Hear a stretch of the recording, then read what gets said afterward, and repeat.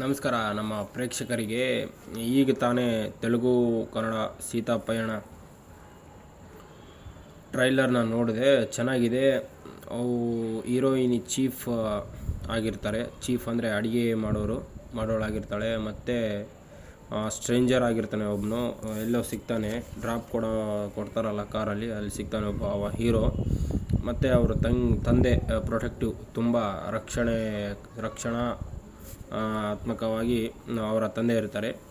ತಂದೆ ಮತ್ತು ಮಗಳು ಮತ್ತು ಒಬ್ಬ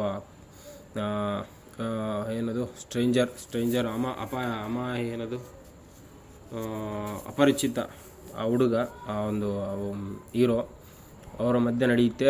ಜರ್ನಿ ಆಗುತ್ತಲ್ಲ, ಅಲ್ಲಿದ್ದ ಇದಾಗುತ್ತೆ. ಲಾಸ್ಟಿಗೆ ಹೀರೋಯಿನ್ಗೆ ಏನೋ ಒಂದು ಆಗುತ್ತೆ ಅನಿಸುತ್ತೆ.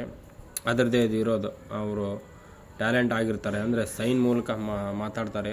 ಅದನ್ನು ಟ್ಯಾಲೆಂಟ್ ಇರುತ್ತೆ ಅವ್ರ ಕಡೆ ಹೀರೋಯಿನ್ಗೆ. ಮತ್ತು ಬಿಟ್ಟರೆ ಏನಿಲ್ಲ, ಒಂದು ಇದು ಇರುತ್ತೆ. ರೋಮ್ ಆಗಿದೆ, ರೊಮ್ಯಾನ್ಸ್ ಕಾಮಿಡಿ ಮೂವಿ ಆಗಿರುತ್ತೆ. ಫೀಲ್ ಗುಡ್ ಮೂವಿ ಇದ್ರೂ ಇರ್ಬೋದು. ಹೀರೋಯಿನ್ ಲೀಡಿಂಗ್ ರೋಲಿನ ಫೀಮೇಲ್ ತುಂಬ ಚೆನ್ನಾಗಿದ್ದಾರೆ ಅವರು. ಮತ್ತು ಲೀಡಿಂಗ್ ರೋಲಿನ ಮೇಲ್ ಆಫ್ ಸೀತಾಪಯಣ ಫಿಲ್ಮ್ ಮೂವಿ, ಅದರ ಮೇಲೆ ಅವರು ಚೆನ್ನಾಗಿದ್ದಾರೆ.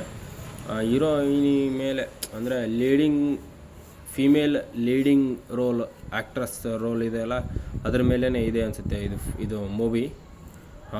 ಅರ್ಜುನ್ ಸರ್ಜಾ ಅವರು ಬರ್ತಾರೆ, ಮತ್ತು ಧ್ರುವ ಸರ್ಜಾ ಅವರು ಬರ್ತಾರೆ ಈ ಮೂವಿಯಲ್ಲಿ.